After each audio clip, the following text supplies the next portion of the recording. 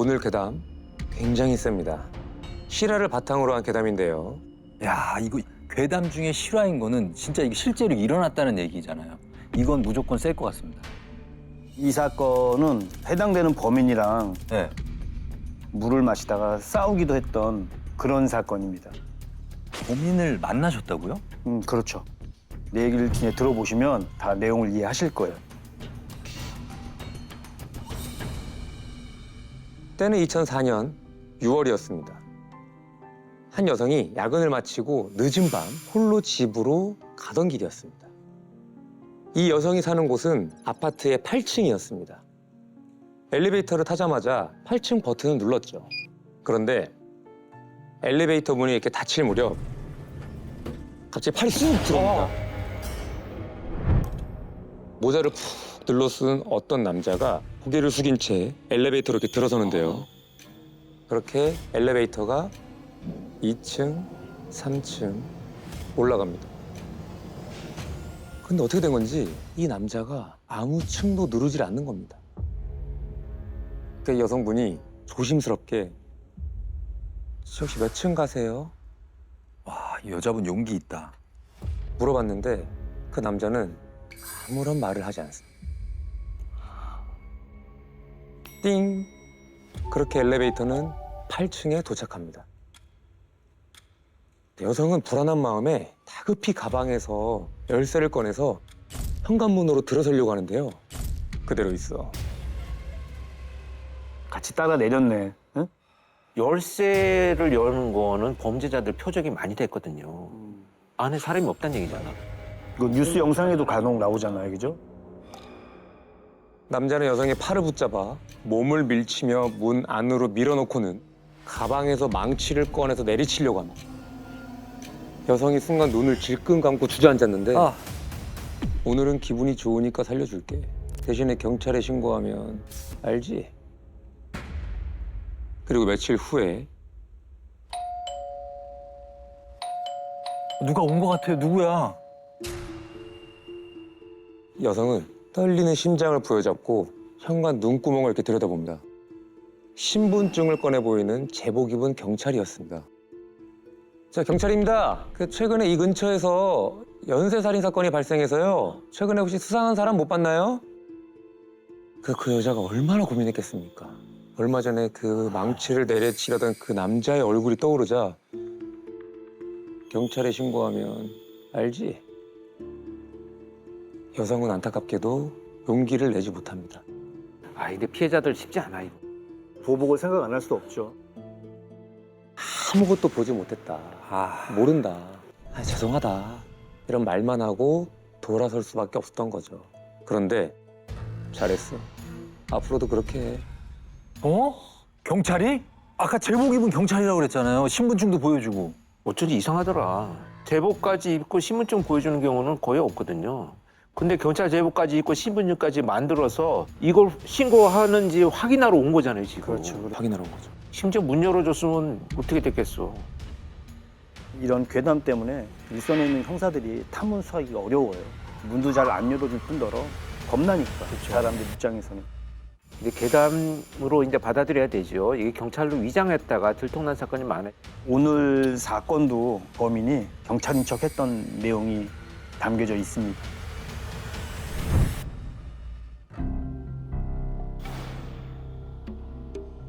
이제부터 실제로 현실에서 벌어진 사건인 것 같은데 무슨 일이 벌어진 거죠? 서울 중구 황학동의 도깨비 시장이라고 혹시 들어보셨죠? 흔히 얘기하는 없는 것 빼고 다 있다는 그런 시장이죠. 2004년 4월 이 시장에서 이제 가짜 비아그라하고 불법 성인 CD를 판매하던 상인이 있었어요. 근데 이 사람을 누군가가 유심히 계속 지켜보는 거예요. 해가 질 무렵이 되니까 노점을 정리하고 자기가 타고 온 차에다가 물건을 실으러 가니까 갑자기 그 남자가 나타나서 신분증을 내미는 거죠. 경찰이다. 당신을 약사법 위반과 음란 비디오법 위반으로 체포하겠다. 그래서 뭐 다짜고짜 이제 수갑을 채우더니 뭐 자기가 타고 온 경찰 차량이 아니라 그 사람 차에 함께 타는 거예요. 근데 이게 말만 들으면 너무 가짜 경찰인 게 너무 티나지 않아요? 이 상인도 이제 단속에 한두 번 걸려봤겠어요. 그런 가짜 경찰인 걸 눈치를 챈 거죠. 아, 그래서 이게 뭐 하는 짓이냐, 경찰 아닌 것 같다. 그러니까 이제 갑자기 그 남자 허리춤에서 수갑을 하나 꺼내더니 상인의 양손에다가 채우고 차에 타서는 경찰서에 간다라고 얘기를 하더니 자기가 차를 몰고 신촌에 있는 그 오피스텔로 가게 되는 겁니다. 납치 느낌인데 이렇게 되면. 그러게. 수갑까지 채워서. 수갑까지 채워서 데리고 갔죠. 그래서 이 가짜 경찰은 한 오피스텔에 내려서 해머 그리고 칼, 장갑 등을 챙겨서 다시 차로 오게 됩니다. 그걸 뭐 어쩌려고 그러는 거지? 차에 타서는 아주 멀리 가지도 않고 근처에 있는 병원 주차장으로 가서 주차장에 차를 세우고 칼로 상인 눈을 찌릅니다. 눈을요? 아, 뭐야. 칼을 휘두르게 되는데 한 20번 정도 칼을 휘둘렀어요. 어우, 너무 많이 들었다. 그러다가 이제 망치로 머리를 마지막에 내려치게 됩니다. 마지막이라면 설마. 결국은 사망을 했죠. 이거 그냥 살인이잖아요. 칼로 찔러서 살해를 하고 죽음을 확인하기 위해서 해머로 내리쳐서 아, 뭔가 자기가 경찰 옷을 입고 뭐 하려고 하는 게 있는데 경찰인 걸 눈치챘다고 그냥 바로 살해를 한 건가? 예, 그렇게 범행을 하고 나서는 다시 오피스텔로 돌아옵니다. 샤워도 하고 옷을 싹 갈아입고 다시 피해자 차를 몰고 인천 월미도로 갑니다. 월미도를 왜 가요? 뻘이 있고 바다가 있으면 시신 유기하려고? 아, 그 우선 피해자의 손목에 그 수갑 자국이 남아 있었을 거 그쵸. 아니에요? 그러니까 손목을 잭나이프로 절단 자릅니다.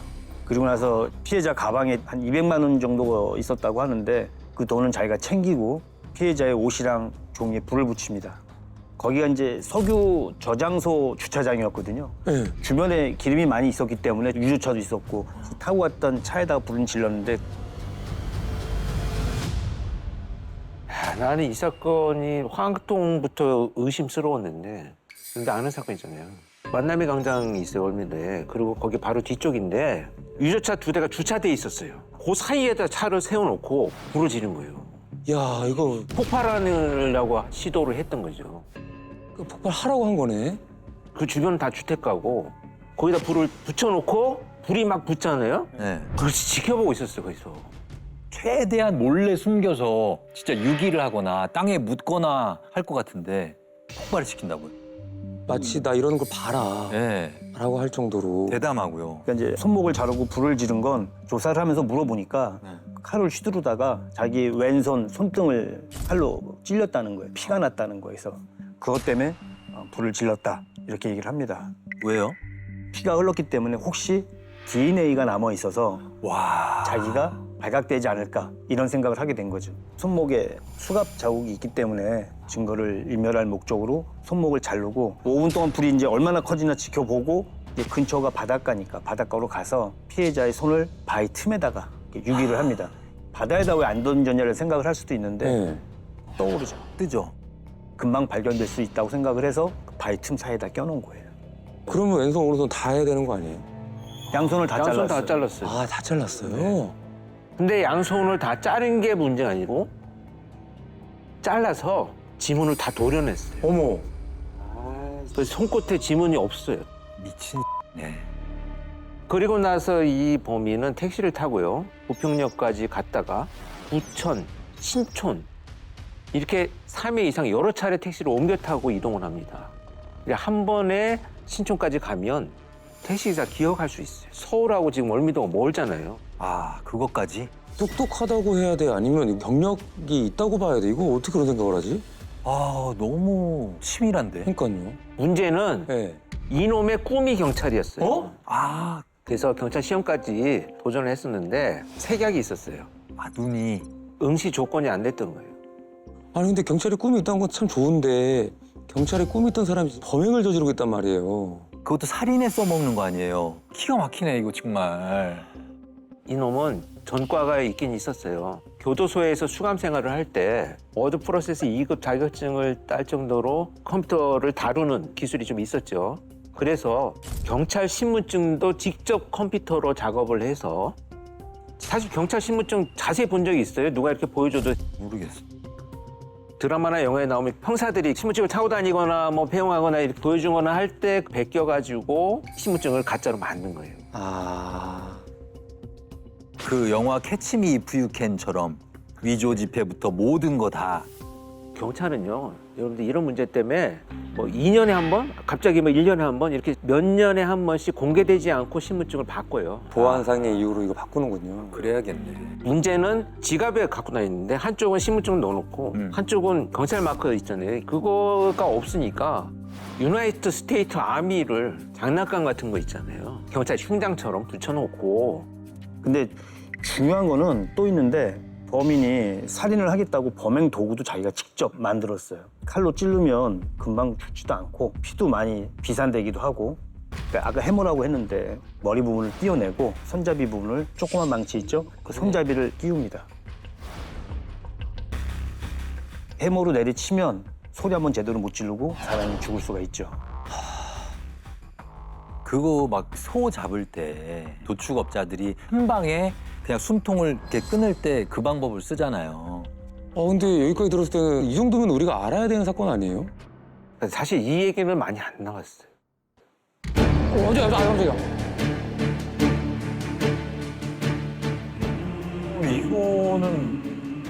이거 유명한 음악인데. 그리스 출신의 반젤리스라고 영화음악 거장이신 분이 엄청 유명한 노래죠. 그렇죠. 영화 1492 콜럼버스. 맞아요. 네. 낙원의 정복자 뭐 해서 지금까지 우리가 나눴던 얘기의 범인이 시신을 훼손할 때 틀어놓고 들었다는 거예요. 이 음악을. 여러분이 너무 잘 아시는 유영철입니다. 유영철. 이 음악에 대한 얘기는 내가 직접 이영철하고 마주 앉아 있을 때 예.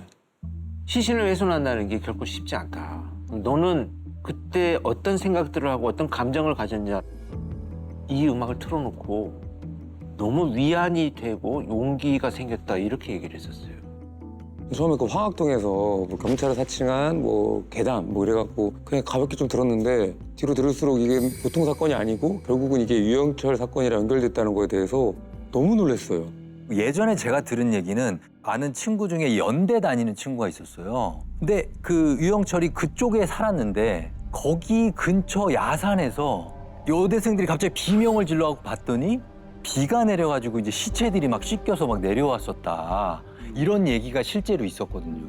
근데 일부는 맞을 수도 있고 틀린 것도 있다. 그 신촌 일대인 건 맞죠? 맞아요. 맞고 매장한 장소도 그쪽 어디 쪽이 있어요. 있어요. 시신이 비가 올 때 씻겨서 내려왔다는 완전 괴담이고. 뭐 과장이 섞일 수 그 있지만 학생들끼리 만들어낸 건지 모르겠는데 어쨌든 그 근처 신촌 대학 다니는 친구들은 다 그 얘기를 한 번씩. 왜냐면 영화 추격자에서도 그 슈퍼에서도 아줌마한테 망치 빌려서 그걸로 막 사려고 그러잖아요. 그때 아주머니가 그러잖아요. 학생 이거 갖고 있다가 범인 오면은 아주 그냥 때려버려. 이렇게 얘기하잖아요. 그때 다 기억하죠. 그리고 자기가 거기서 막 파출소에서 뭐 인터뷰 같은 거 하면서 피식 웃으면서 내가 죽인 거예요. 아니에요. 아니에요. 막 이런 헛소리 막 하잖아요. 비죽비죽 웃으면서 네. 어쨌든 그때 얘가 뭐라고 하냐면 이경이 이제 한번 봐봐. 카드. 이걸 이제 유영철이 했던 말이라는 거죠. 경찰들인가 피해자 가족들인가 하는 사람들에게 잡혀서 마사지 걸 명함을 먹자 누군가가 이놈 맞다며 무지 때리길래 그냥 다 시인하는 심정으로 요새 일어나는 살인사건을 전부 제가 했다고 했으나 증거도 없고 말도 안 맞는다고 해서 용서는 구합니다. 뭐 어떻게 처벌하든지 홀가분한 심정으로 협조하겠습니다. 다른 사건들은 제가 어떻게 해볼 수가 있는데 아가씨들 사건은 좀 막막해서 방법을 모르겠습니다. 억울하다기보다 희망이 없어서 그냥 조사받는 대로 다 잘 받겠습니다. 지금 이경 씨가 읽어주신 내용 중에 마사지 전단 명함을 자기가 삼켰다는 얘기가 나오잖아요. 그게 왜 그랬냐면 네. 마사지 출장을 나가는 아가씨들을 범행 대상으로 삼았었어요. 네. 그래서 이제 현장에서 발견이 돼서 검거하는 과정에 자기가 갖고 있던 그 명함을 입에다 넣고 씹은 거예요. 그래서 그 얘기가 나온 거야. 마사지 걸 명함을 먹자 누군가가 이놈 맞다며 무지 때리길래 그냥 다 시인하는 심정으로 요새 일어나는 살인사건 그냥 제가 다 했다고 했으나 뭐 증거도 없고 말도 안 맞는다고 해서 근데 갑자기 또 용서는 구합니다. 증거도 없고 말이 안 맞는다는 얘기는 검거한 당시에는 다른 범죄에 대해서는 경찰관들이 알 수가 없었던 상황이죠. 네. 그러니까 얘가 막 뭐 나 이것도 내가 하고 이것도 내가 했다고 얘기를 하니 이 자식이 뭐 거짓말하는 거네? 라고 해서 아마 추궁을 했던 것 같아요. 그러면서 사실은 사실이었던 거죠. 네. 그 내용을 적은 겁니다. 근데 뭐 다른 사건들은 어떻게 해보겠는데 아가씨들 사건은 막막해서 모르겠다? 이거 무슨 말이에요? 여기서 말하는 이제 다른 사건은 어떻게 해보겠는데라는 표현이 뭐냐면 이 아가씨들을 상대로 한 범행이 일어나기 2년 전부터 당시에 서울 시내 4대 살인 사건이라고 해서 강남권에 2건, 강북권에 2건의 사건이 발생을 했어요. 주로 부유층을 상대로 한 살인 사건이었고 사건이 해결되지 않은 상태였어요. 미제였구나. 그래서 그 사건을 의미하는 거고 당시에 유일하게 증거라고는 해화동에서도 사건이 하나 발생을 했었는데 CCTV에 유영철의 뒷모습이 하나 찍힌 게 나옵니다. 그 사진이 나오면서 그게 수배 전단으로 만들어져서 전국에 다 배포가 됐어요. 유영철이 부유층을 상대로 한 범행을 중단합니다. 중단을 했다가 그 다음에 범행 대상을 부유층에서 여자들로 옮긴 거예요. 그 아가씨들을 불러서 범행을 저지르던 와중에 현장에서 검거가 됐고 그 과정에서 앞에 거는 잘 모르는 것 같으니 지가 굳이 얘기 안 해도 될 것 같고 아가씨들 부른 분은 내가 그냥 인정할 수밖에 없을 것 같다. 이런 표현이 써지는 거죠. 저희가 이해하기는 좀 힘든 것 같아요. 이해가 안 됩니다. 그 처음에 저도 유영철이 어떤 놈인지 몰랐죠, 당연히. 네. 사무실에서 처음 전화가 왔을 때 당시에는 마약 첩보가 있어서 수사 중이었는데 모든 사건 다 접고 다 그쪽에 붙어라. 그 총은 120명이 다 여기 투입이 된 겁니다. 엄청나게 많은 인원이 투입됐네요. 이놈이 내가 시신을 어디다 묻었다. 야, 이거 그래가지고 그거 가야죠. 확인하러. 혹시라도 이게 갑자기 조사도 진행되기 전에 알려져서 엉망진창 될까 봐 그렇지. 모든 것을 비밀로 하고 비상 대기를 하고 있던 CSI 팀을 데리고 가서 새벽에 가서 봤는데 정말 그 장소에 딱 있었어요. 진짜. 최초의 시신이 발견된 곳은 신촌의 S대 야산인데 한 7분 응선 되는 부분에서 처음 발굴이 됐고 근데 발굴을 해보니까 끔찍하긴 한데 사체가 다 조각나 있는데 토막살인이구나.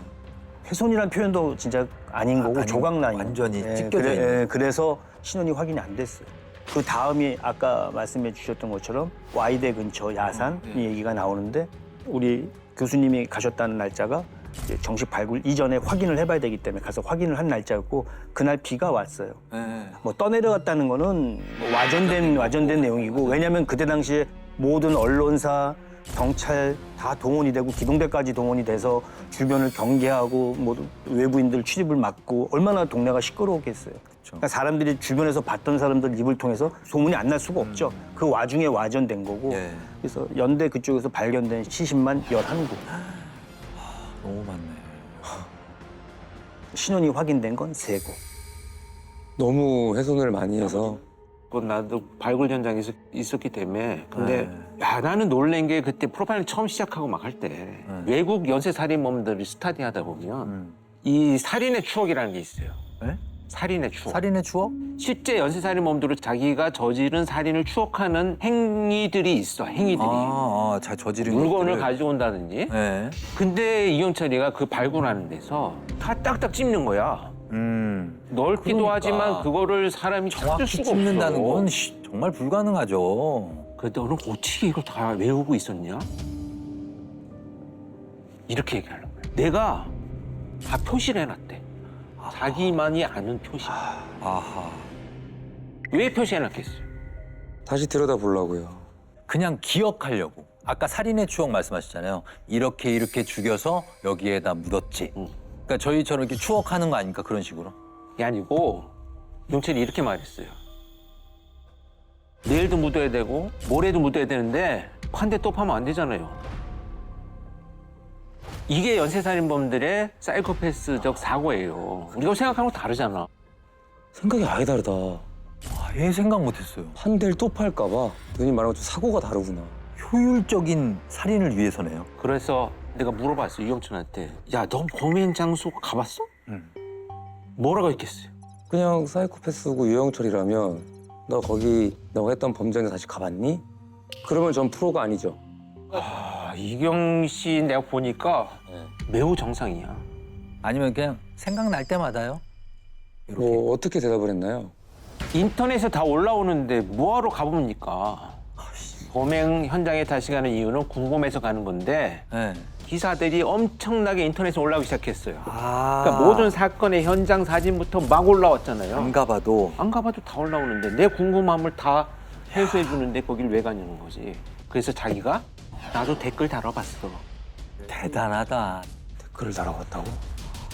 아니 근데 강영사님 그 유영철을 직접 만나셨었다고 들었는데. 그렇죠. 복도에 정수기가 있어서 물을 마시러 나갔는데 형사들로 보이는 사람들이 옆에 서 있고 네. 물을 마시러 나온 거예요. 와갖고 이제 겼는지를 자꾸 나를 보는데 그 있잖아요, 느낌 쎄한 거. 아, 쎄한 거 있죠. 뭐 기분 나쁘고 뭐 그래서 내가 야 뭘 보냐? 내가 한마디 했더니 그냥 갑자기 막 욕을 하더니 덤벼드는 거예요. 그래서 그러니까 나도 모르게 이제 손찌검을 할 뻔했는데 네. 이제 주변에서 말려서 이제 안 하게 됐고 나중에 알고 보니까 그놈이 유영철이었던 거지. 그래서 아 그때 그냥 모른 척하고 몇 대 패는 게 정상 아니었나. 그냥 아글머리를 팍 까야지 있으면 싸우기는. 그때 유영철이 갑자기 막 욕을 아. 했다고 했잖아요. 혹시 뭐 무슨 욕을 하던 거예요, 유영철이? 야 이 개X가 뭘 보는 거야 막 뭐 이런 유영철이 거였죠. 진짜로요? 진짜로. 이 기싸움을 자기 나름대로 한 거야. 형사들과의 내가 통제할 거다 이런 아주 오만함이 이제 여기서 내가 쑥그리면 안 된다. 이런 게 이제 들어오면서부터 잡혀오면서부터 있었던 거지. 야. 그러니까 형사들을 불편하게 하는 거예요. 어렵게 만들고 자기 조사할 때 자기가 좀 더 우위를 선점하려고 하는 그런 게 있죠. 근데 이제 지금까지 이 이야기가 유영철의 이야기라는 것도 굉장히 좀 놀라운데 근데 유영철이 잡히고 나서 진짜 무서운 이야기들이 사실 인터넷에 막 떠돌아다녔거든요, 그 당시에. 유영철이 그 잡히기 한 달 전에 자신의 아내와 아들을 죽이기 위해서 그 집에를 갔대요. 근데 막상 아들의 얼굴을 보니까 또 이게 마음이, 사람 마음이 차마 죽일 수가 없다라는 거죠. 아, 참. 그래서 이제 아내라도 살해하려고 안방에 갔는데 아내가 소주 마시면서 신세 한탄을 하고 있네. 아하. 그것도 포기해. 아내 대신에 죽일 여자를 찾아서 결국 살인을 했다는데 아내랑 똑같이 생겼다는 거예요. 와. 그래서 뭐 다른 피해자들보다 훨씬 상처가 많은 채 발견됐다. 막 이런 흉흉한 소문 그런 게 막 돌았었거든요. 그러니까 이 괴담들이 왜 이렇게 퍼지는지 내용을 들여다보면 일부는 맞아요. 왜냐하면 유난히 얼굴 훼손이 심한 피해자가 있긴 있었어요. 아. 근데 이게 닮고 이런 게 아니고 이름이 똑같았어. 아내하고 이름이? 진짜로? 그래. 아, 그럼 이게 얘기가 되네 또. 그러니까 어느 정도 뭐 맞다고는 할 수 없지만 어느 정도 뭐가 있네. 유영철이가 아내에 대해서 그 감정을 가지게 된 계기가 사실 자기 때문에 그렇거든. 왜냐하면 그럼. 얘가 이제 전과 중에 강간죄로 구속이 되고 나서 형을 살 때 아내 입장에서 자기 남편이 강간죄로 구속이 되면 그 이해할 수 있는 여자가 있을까? 얼굴도 안 보죠, 그냥. 끝이죠. 옥중에서 이혼을 하게 된 거예요. 자기가 이혼당했다는 것 때문에 배신감을 느껴서 뭐 여자를 경멸했느니 뭐 했다는 소리는 결국은 이건 뭐 헛소리죠. 그건 아닌 거예요. 자기 방어적인 이야기고. 근데 그 괴소문도 일단 틀린 게 아내가 아니고 전초고. 그렇지. 전초잖아. 맞아. 이혼을 했으니까 이미 아, 그쵸. 전초고. 그러면 그 아들을 죽이려고 했다. 근데 마음이 약해져서 차마 못 죽였다. 이거는요? 일단 아들을 살해하러 갔다는 것은 좀 무리한 얘기 같아요. 그 자기도 어렸을 때 폭력을 휘두르는 아버지 밑에서 자라갖고 아. 자기 아들에 대한 그런 애틋함은 좀 있었던 것 같아요. 아. 자기도 그런 환경에서 자랐기 때문에 뭐 그런 건 있는 것 같고 자기 아내를 닮은 작고 아담한 여자를 범행 대상으로 삼았다? 그래서 삼은 게 아니고 키가 크거나 뭐 덩치가 좋으면 사체를 옮길 때 힘들어요. 야. 그런 이유지 뭐 그 이상도 그 이하도 아니고. 사실 두 분이 있으니까 괴담이 정리되는 거지. 두 분 없으면 이 괴담 더 커졌어요. 그냥 퍼지는 거죠. 예. 뭐 우정 씨가 한번 요거 한번 좀 네. 한번 봐주시겠어요? 어젠 봉원사 현장에 다녀왔어요. 근데 꼭 찾아주고 싶은 사람들은 못 찾고 왔지 뭐예요. 저도 이제 기가 빠지고 나약해지는 것 같습니다. 찾지 못한 원혼들이 꿈속에 나타나더라고요. 왜 자기들은 안 꺼내주냐고. 유독 나와 많은 얘기를 나눴던 사람, 눈물을 많이 보였던 사람, 동거하자고 했던 사람까지도 모두 찾지 못했어요. 다시 못 올 현장을 떠나면서 그 사람들이 자꾸 제 발목을 잡는 것 같아서 정말 마음 아팠습니다. 진짜 사고가 다르구나. 이게 진짜 개소리를 이렇게 아주 유연하게 당당하게 쓰는 걸 보면 아 진짜 속이 천불나. 죽이기 전에 눈물을 보인 사람은 제가 볼 때는 제발 살려주세요, 살려주세요 하면서 얼마나 울었겠어요. 나 좀 살려달라고. 그러니까 얘는 그 생각 자체가 자기가 범행을 저질렀던 그 중요함보다도 자기가 그 전에 그 피해자들하고 나눴던 대화에만 더 초점이 맞춰져 있는 거잖아요. 네. 그러니까 정말 인간이 아니고 보편적인 사고 방식을 갖고 있는 놈이 아닌 거죠. 그러니까 자기랑 아까 말한 가까운 사람들을 살해했다. 그 세 사람을. 네. 근데 또 못 찾았다는 거잖아요, 지금. 이거를 수사팀에서 이제 다 확인하기 위해서 어마어마하게 산을 팠어요. 다 산을 다 파고 그냥 뭐 얘의 진술에만 의존하는 게 아니고 이동 동선이나 이런 것을 다 추적해갖고 그날 뭐 시간대별 분석해서 어디에 가 있었는지 야산 쪽에 있었다 그러면 그걸 다 파고 안 했겠습니까, 수사를. 그런데도 사실은 이놈이 얘기하는 이런 피해자들의 흔적들은 발견할 수는 없었어요. 유영철이든 정남규든 강호순이든 이놈들은 공통되게 한 말이 있어요. 언어적 표현은 달랐지만 내용이 똑같은 얘기는 뭐냐. 내가 평생 살아가는 이유는 사람 죽이기 위한 거야. 사는 이유가. 그 공통점이에요. 그러니까 내가 그냥 사람 죽이는 건 당신이 월급 받는 것처럼 나도 일하는 거야. 직업처럼? 직업이에요. 그런 소리를 내가 듣고 나서 충격을 되게 많이 받았죠. 이놈이 주장한 몇 가지가 있어요. 한번 읽어봐 주실래요? 외로움이 커서 살인을 계속 멈출 수 없었던 놈이 검거되어 많은 사람들이 왜 그랬는지 궁금해하며 많이들 물어보는데 정신이 없겠지만 오히려 반가울 정도로 외로움에 많이 굶주렸던 것 같습니다. 어떻게 해서든 살아있다는 걸 느껴보고 싶었으니까요. 이게 말이 안 되지. 많이 죽이고도 살아있는 걸 느껴보고. 그 심리는 뭐냐면 네. 내 행위로 인해서 수많은 사람들이 움직이고 놀라고 충격받는 것이 너무 좋은 거예요. 근데 그건 관심이 아니라 손가락질인데. 그러니까 본인의 존재의 이유네요, 살인이. 살아있다는 걸 느끼게 해주는. 근데 저는 지금 사건에 있을 때 같이 투입됐던 시기의 생각들이 너무 많이 떠올라서 좀 감정이 좀 조금 힘드세요? 분노하기도 하는데 네. 정말 저는 가슴 아픈 것 중에 하나가 뭐냐면 이 황학동 사건의 피해자가 장남이었어요. 맞아요. 형제들이 많았어요. 근데 그 어렵게 살면서 그 시장에서 그래도 법적인 약품을 팔기도 했지만 나름대로 열심히 살았다고 생각들을 한 거죠. 근데 충격을 너무 받아가지고 동생 3명 다 네. 자살을 시도했어요. 어? 그리고 실제로 2분은 돌아가셨어요. 안 돼요. 아. 자기 형을 이렇게 끔찍하게 죽인 놈이 왜 사형을 안 당하고 있느냐. 억울하고 화내고 하다가 돌아가셨어요. 그래서 저는 이분들도 나는 자살이 아니고 살인의 피해를 당한 거다. 이렇게 생각을 했었어요. 그리고 가족이 해체되거나 지금 무너진 유영철 사건의 피해자의 가족들은 회복될 수 없는 이 상태로 지금 아마 계실 거예요. 제 생각에. 우리가 상상을 초월할 정도로 힘들고 그 사람들이 견뎌내지 못하고 결국 무너지는 좀 전에 황학동 피해자의 가족들이 그랬던 것처럼 남겨진 자의 몫이라는 거는 결국은 이거 누가 책임을 져줘야 되나 누가 해결을 해주고 누가 돌봐줘야 되나 이런 생각을 정말 많이 했었던 것 같아요. 그냥 한번 보시겠어요? 응? 네. 오리고기.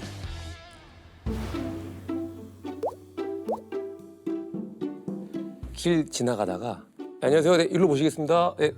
땡큐죠. 우리 이제 오릭, 백숙 이런 거 많이 먹어요. 그렇죠. 형사들이 그런 거 많이 먹죠. 그렇습니까? 무료 초대권이라는데 물소득권인데 아래 한번 좀 본 초대권을 소지하신 분은 약속 장소, 차량 탑승 시만 무료. 그리고 본 초대권을 소지하신 분은 당일 오리고기 식사비 무료. 이거 좋잖아요. 근데 그렇죠. 그리고 본 초대권은 한 매에 3명까지 가능. 이것도 땡큐. 땡큐. 네. 45인 관광버스 항시 대기. 너무 좋은데? 비가 와도 출발. 좋은데? 그리고 안전 운행상 노약자, 어린이, 남자 동반 불가. 이게 뭐야? 2개 해당되네. 노약자에다가 남자니까. 남자 동반 불가가 왜 나와? 여자만 오란 얘기잖아요. 아니 근데 오리고기를 왜 여성들만 주냐고. 자, 그래서 오늘의 괴담은 바로 오리고기 1일 무료 초대권으로부터 시작을 합니다. 근데 뭐 이 초대권에 무슨 뭐 괴담 같은 게 있을 수 있나요? 뭐 초대권이 뭐 이게 무슨 괴담일까? 그렇죠. 그러니까 나 이런 것도 퇴직했는데 프로파일링하게 만드네. 요즘은 워낙 어플도 많고 그런데 예전에는 식사권, 할인권 굉장히 많이 나눠줬단 말이에요. 맞아. 아침에 출발을 한다는 거고 궁전 예식장. 궁전 예식장 우리 관내도 있었지. 옛날에 동부 관내 있었지. 미아동인가? 거기도 궁전 예식장 있잖아요. 또 유명하죠 거기는. 아 근데 여기 왜 독작장성은 안 나와 있어요? 독작장성은 없는데? 역시 예리하십니다. 그다음에 뭐 내일 단 하루 행운을 잡으라고 써 있는데 뭐 관광버스는 항시대 얘기한다? 그게 무슨 말이야? 앞뒤가 안 맞잖아요. 안 맞죠?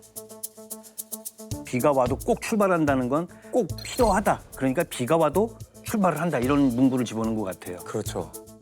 아 근데 그 많은 고기 중에 하필이면 오리고기야. 실제로 이 초대권을 본 분들의 어떤 분이 디테일하게 기억을 했나 봐요. 제가 읽어드릴게요. 저기 청주시 우암동 궁전 예식장 2000년 초반이었을 거예요. 아니에요, 이거 궁전 예식장 그 안양역 터미널에 있던 거 아니에요? 안양 사람들은 알아요. 또 대댓글에 아닌데 안양은 왕국 예식장인데. 뭐 궁전 예식장이나 이름을 썼다는 것 자체도 궁전 예식장이 향후로 갖고 있는 예식장들이 전국에 많았잖아요. 그렇죠. 근데 이걸 굳이 궁전이라는 이름을 썼다는 것 자체도 한번 의심을 해볼 만한 이유가 있죠. 그럼 여기는 지역이 어디일 것 같습니까? 글쎄 하도 뭐 여기저기 많으니까 차를 타고 갈 정도면 지방이 아닐까요? 지방? 청주다, 아니다, 순천이다, 아니다, 안양이다, 뭐 수원이다, 그러네. 대구다, 분분합니다. 그런데요, 그 많은 사람들이 동대구를 지목을 합니다. 뭐가 있나 본데 진짜? 왜냐? 지금은 물론 다른 게 들어섰지만 거기가 2000년대 초까지만 하더라도 단체 관광 갈 때 출발지로 모이는 장소로 동대구 거기가 굉장히 유명했다고 합니다. 예전에 서울의 대우빌딩 앞에 남대문 경찰서 앞에 차들 많이 모이듯이 관광버스. 그런데요, 이 초대권에서 딱 한 줄, 요 한 줄 때문에 괴담이 퍼지기 시작하는데요. 그 한 줄이 바로 노약자, 어린이, 남성은 같이 갈 수 없다. 이것 때문에 온갖 괴담이 퍼지기 시작합니다. 아, 여성을 상대로 하니까. 이거 묻지마 관광에 여자 인원 채우려고 한 거네. 그리고 남자가 파트너 여성 비용을 내는 구조인 것 같습니다. 또 어떤 분은 묻지마 관광, 남자는 돈 내고 이미 타 있다. 이거 분명히 성적인 걸 노리는 사람이거나 임신매매입니다. 인신매매. 야, 우리가 원래 형사기동대 처음 들어갔을 때 강절폭, 마약 인신매매 딱 5개 범죄를 수사하기 위해서 만든 게 우리 형사기동대예요. 그때 제가 형사기동대 처음 들어가서 했던 사건 중에 하나가 서울역에 나갔다가 이제 그때 당시에도 노숙자가 많았고 그 사람들을 상대로 탐문하는 과정에 공해상에 나가서 무동력선을 끌고 나가서 거기다가 다들 내리고 거기서 새우잡이를 하는 거예요. 근데 그거를 서울에는 노숙자들한테 임금을 많이 주겠다고 해서 데리고 가서 파는 거죠. 그런 장사를 하는, 조업을 하는 사람들한테 그 인원을 파는 거예요. 그래서 그런 인신매매가 실제 있긴 있었어요. 그러다 보니까 추측성 댓글이 하나 있습니다. 오리고기 하루 먹고 각막이나 팔려봅시다. 뭐 이런 뜻인가? 야, 이거 일리가 있을 것 같다. 이게 왜냐면 어디로 가는지도 모르고 1박 2일인지도 모르고 아무 그 이후에 일정이 없어. 돌아오는 게 없네. 돌아오는 게 없어. 그래서 지금 그런지 가기만 하는 거야. 베스트 댓글이 이게 있습니다. 한두 번 사줘서 인심 없고 한 번에 몰이 단체로 몰이해서 중국 크루즈 여행 떠날 수도 있음. 조심해야 돼. 그러니까 그 아래 댓글에 오리고기가 정말 오리고기일까?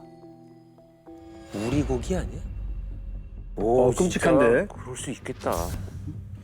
그리고 남자는 보통 저항이 심해서 제압하기 힘들어. 그리고 남자들은 고기가 질겨.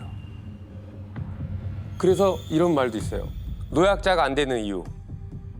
장기가 다 늙어서 가격도 싸고 인기가 없음. 어린이가 안 되는 이유. 장기가 작고 성숙하지 않아서 인기가 없음. 남자가 안 되는 이유. 성매매범들은 대부분 남자라서 남자를 비선호. 그리고 남자 장기는 인기가 없음. 그래서 또 해석을 해놨어요. 여자를 이용하여 아기를 임신시켜 출산하면 신생아들의 장기를 매매하고 여자가 더 이상 임신을 못하면 여자들의 장기를 매매합니다. 자기가 경험한 걸 쓴 것처럼 해놨네. 그죠? 디테일하고. 네. 이거 너무 궁금하다. 그러니까 이 초대권 과정에서 여성들 관광버스로 납치라도 한다, 뭐 범죄를 저지른다 이런 괴담이라는 거잖아요. 그렇죠. 그래서 제가 기사를 확인해 보니까 1987년에는 서울에서만 인신매매 조직 15개 파가 잡혔고요. 그리고 1년 후인 88년에는요. 21개의 파가 잡혔다고 합니다. 실제로 그 인신매매 조직이 미성년자인 여학생을 유인을 해서 한 명당 30만 원씩 팔아넘기고 받았다라는 기사도 있었습니다. 맞아요. 90년대 초를 넘어가면서 대표적인 게 이제 지존파 납치 사건이 온 국민이 정말 충격을 가장 많이 받았던 사건 중에 하나예요. 무시무시한 사건이죠. 옛날에 무슨 아지트도 만들어서 막. 그러니까 거기에 아지트를 만들어가지고 실제로 그 사람들을 화장을 하면서 그 냄새를 다른 사람들이 모르게 하기 위해서 실제로 마을 사람들을 불러서 고기 잔치를 했었어요. 이야. 고기를 구워 먹으면서 지하에서는 살해한 피해자들을 화장을 하는 이런 일을 저질렀던 그 범죄죠. 그리고 옛날에 우리가 형사개동대 초창기에 그때는 개구리 소년 사건 아시죠? 그 사건의 아이들이 앵벌이 단체에 납치가 된 거다. 옛날에 그거 있었어. 그래가지고 그거 수사 엄청 했어요. 옛날에 또 보면은 그 영화 장면에서도 굉장히 많이 있잖아요. 그렇죠. 뭐 중국을 가는 배 안에서 뭐 텅 빈 목욕탕에서 뭐 장기 적출하고 그런 장면들 나오잖아요. 그렇죠. 공모자들이란 영화에서도 맞아요. 근데 그냥 영화는 영화일 뿐이거든. 사실 그 말이 안 돼요. 왜냐면 멸균 시설이 돼 있는 데서 적출을 해도 이게 성공을 할까 말까 한데 감염돼 있는데 환경이 좋지 못한 데서 적출을 해서 이걸 한다?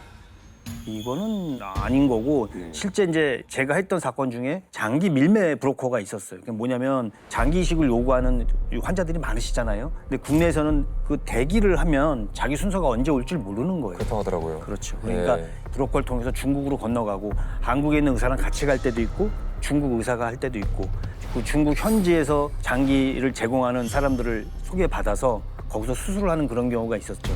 그 중국 현지에서 뭐 교통사고를 당한 생명이 유독한 뭐 그런 사람이었다거나 뭐 사형수의 장기를 기증받아갖고 했다거나 법적인 절차, 정상적인 절차에 따라서 이식 행위 자체가 이루어진 게 아니잖아요. 의료 행위 자체가. 또 더군다나 장기를 제공하는 사람들이 뭐 건강 상태가 어떤지도 모르잖아요. 어떤 그렇죠. 병을 앓고 있는지 전혀 검증이 안 된 상태에서 하기 때문에 그게 가짜 뉴스의 시초가 외국 출장을 가서 누가 그냥 호의로 베풀어주는 술을 절대 먹지 마라. 그렇죠. 맞아. 그거 먹고 맞아. 눈을 뜨면 얼음이 가득 찬 욕조에서 링거를 꽂고 내가 뭔가 지금 하나가 없어진 상태로 발견이 되니까 움직이지 말고 바로 911을 불러라. 이런 게 굉장히 유행했었어요. 그러다가 이제 실제로 지금 얘기했던 그런 사건들이 실제로 있구나라고 뉴스 보도가 나오기 시작하면서 상상력이 막 보태지고 이러면서 영화까지 만들어지고 갑자기 이런 초대권이 하나 나오면 여기에 이제 온갖 막 상상력이 붙게 되는 거죠. 근데 이건 누가 의도적으로 만들었는지 진짜 궁금하긴 합니다. 가짜가 아니었습니다. 이게 진짜였어요 그럼? 지금까지 단순 괴담인 줄 알았죠. 실제 다녀온 사람이 있었습니다. 근데 뭐 하는 곳이 도대체 여기 진짜 식당 만든 그 사람 어떻게 됐어요 그래서? 다녀온 사람이 뭐 후기 같은 댓글을 다 달았습니다. 매매는 아니고요. 오리고기는 먹었습니다. 그리고 이상한 쇼를 구경했습니다. 어? 마지막에 약 파는 사람들 나와서 약까지 팔았습니다. 어. 이게 돈이 없어도 살 수 있게 계좌에서 자동이체 이런 걸로 팔고 있습니다. 근데 저기는 남자 안 된다고 써있노. 나는 고딩 때라 그런지 섞여 갔다 왔어. 네, 오리고기 이거 공짜로 줄 리가 없어. 그거보다 몇 배의 돈을 가치해가는 거야. 그 당시에도 어머님들은 또 먹었으니까 그러니까 미안하니까 하나 사주기도 맞아요. 하고. 그게 그럴 수도 있겠네요. 이 심리학에서 굉장히 잘 쓰이는 방법 중에 하나예요. 나 같으면 먹고 안 살 것 같은데. 그러니까 안 부르는 거야. 맞습니다. 그래서 이제 오리고기 먹으러 갔다가 뭐 영영 못 돌아온다, 우리고기 아니냐, 뭐 장기가 털린다 여러 가지 이제 썰들이 엄청 돌았는데요. 그러니까 이게 협찬사가 오리고기집으로 이제 찾아와서 물건을 판다. 이게 이 괴담의 실체였던 거죠. 오리고기 괴담은 여기까지입니다. 네. 그 납치 얘기가 지금 나오다 보니까 남대문 경찰서에서 근무할 때 첩보받은 사건이 하나 생각이 나는 게 있어요. 근데 잠깐. 지금 남대문 또 송파. 어디? 송파. 그러니까 경찰서는 남대문하고 송파 경찰서에만 있었고 근데 젊은 형사분들이 뭐 핫하다고 하는 강남 쪽을 선호하는 경우도 많은데 저희 때보다 더 윗때는 사대문안이 지금의 강남 역할을 했던 경찰서고 네. 유동 인구가 많을 뿐이지 상주 인구가 별로 없는 거예요. 실제 사는 사람들은 별로 없어요. 그러다 보니까 큰 사건이 없었는데 해필이면 제가 남대문에 있을 때는 대한민국이 시끄럽다는 사건이 다 터진 거예요. 그것도 1년 사이에 계속. 1년 사이에.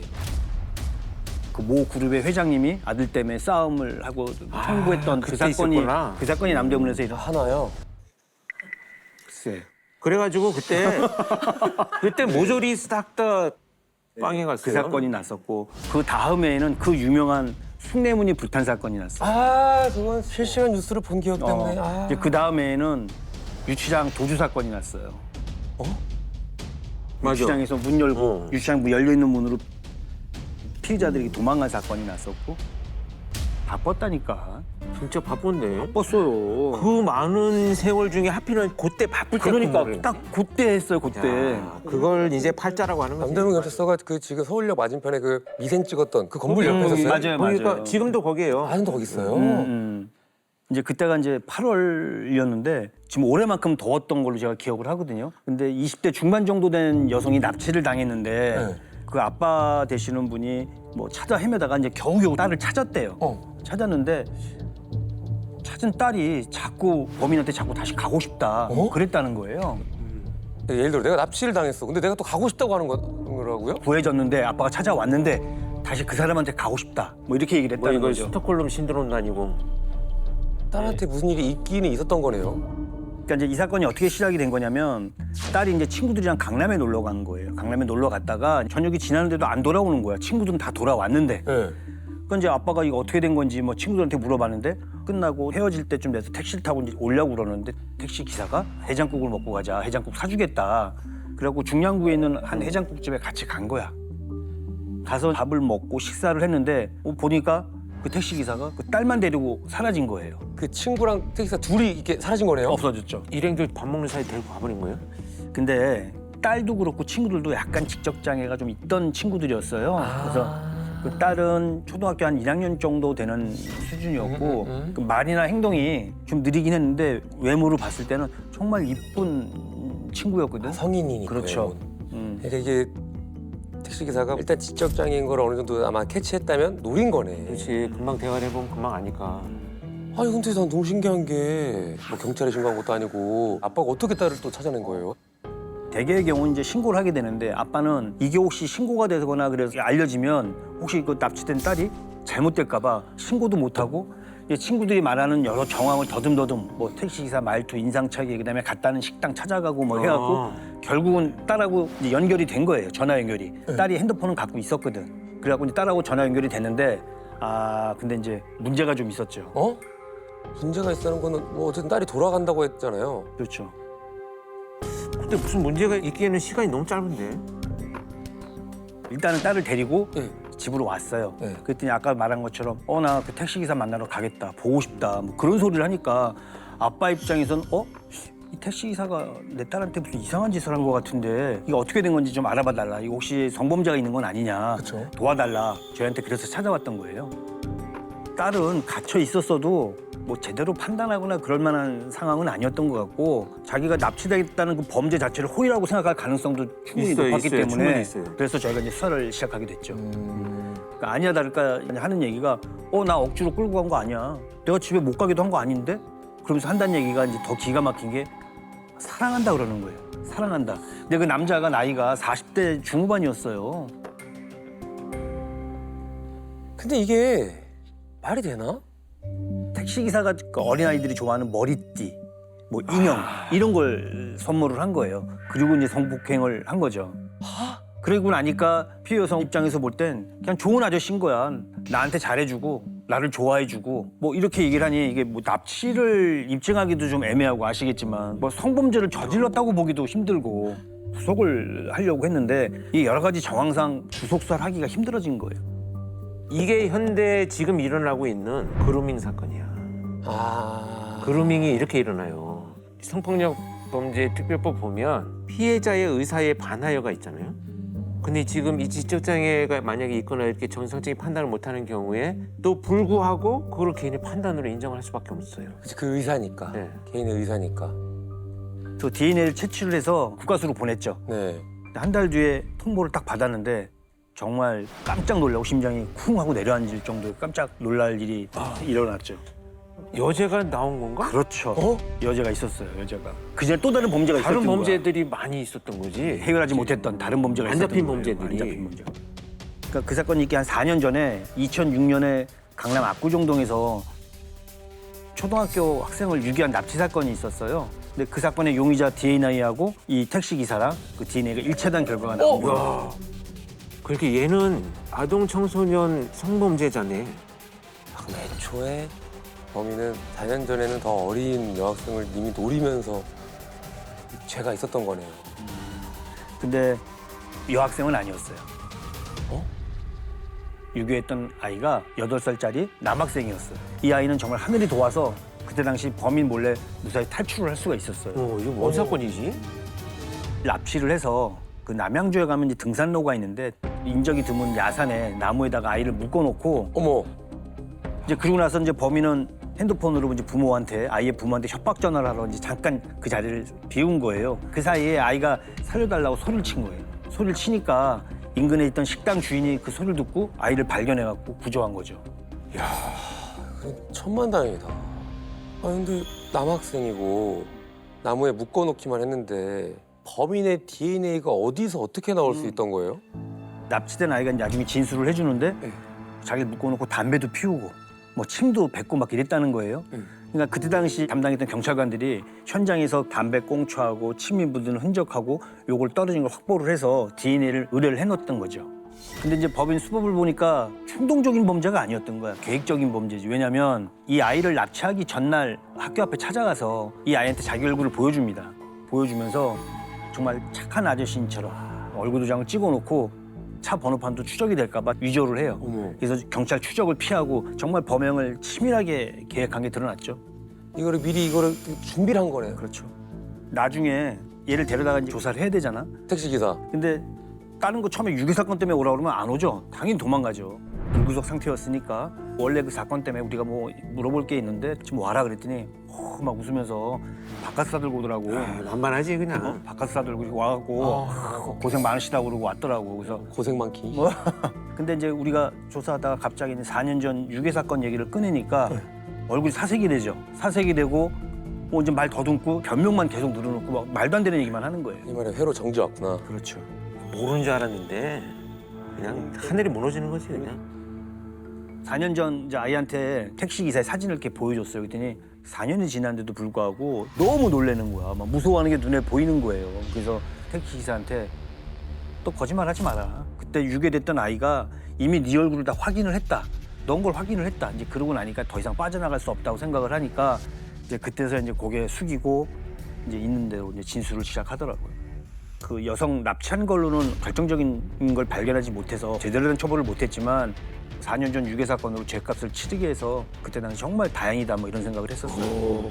2007년도에 인천에서 유사한 사건이 있었는데 견인차 기사를 하던 이 범인이 지나가던 초등학교 4학년 남자아이를 길을 물어보고 얘가 이제 길을 알려주니까 내가 잘 모르겠다라고 속여서 애를 태워갖고 납치해가지고 협박 전화를 걸어서 돈을 어디다 놔라 계속했는데 이제 막 경찰이 따라붙고 하니까 애를 산채로 그냥 포대에 넣어가지고 물에 빠뜨려 살해한 사건이 있었거든요.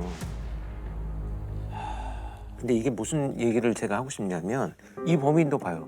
미리 가가지고 얼굴 도장 찍고 대화도 나누고 이러면 애들은 위험한 사람이 아니야. 판단 때문에 따라가게 되는 거죠. 지금 말씀 듣고 나니까 그 오늘자 뉴스였나 어제 뉴스를 보니까 유괴 사건이 지금 한 4년 전보다 1.5배가 늘어났다는 거예요. 다시 들었어요? 늘어났대요. 아직 나이 어린 초등학생이나 유치원 다니는 애들은 이 사람이 위험한 사람인지 아닌지 여부를 판단할 기준이 없어요 아직. 그치. 모르는 사람 따라가지 마, 모르는 사람 따라가지 마라고 얘기를 했는데 이렇게 한 번씩 얼굴을 보여주면 그건 모르는 사람이 아니고 그 전날 알았던 사람이 되는 거예요. 이 아동들을 대상으로 하는 납치 유괴 사건이 이게 늘어난다고 하는 것이 공동 대응을 해야 될 문제예요. 어떤 범죄보다도 이건 정말 사회적 책임이 필요한 범죄고 잔혹한 범죄입니다. 맞아요. 조카가 초등학교 2학년이거든요. 우리 누나가 교육을 시켜놓은 거야. 어디 가서 삼촌 이희경이라고 하지 마. 이걸로 인해 어떠한 일이 일어날 것만 같다고. 그런 딱 초등학교 저학년 아이들이 납치 유인되는 1위가 도움 요청이에요. 도와달라 그러면 다 도와줘. 그런데 그 심리를 잘 들여다보면 배경에 뭐가 있냐면 도와달라는 사람을 내가 도와주지 않았을 때 양심의 가책을 느끼는 거예요, 아이들이. 그렇지. 그렇다면 양심의 가책을 낮춰주는 건데 가책 어떻게 하면 낮출 수 있어요? 전화기 꺼내서 112에 전화가 오는 거예요. 여기요, 도움이 필요한 아저씨가 있어요. 아, 그러면 경찰이 와가지고 도와주면 돼. 도움을 그럼 준 자기가 거네. 안 도와줬다고 해서 미안할 마음이 없어져.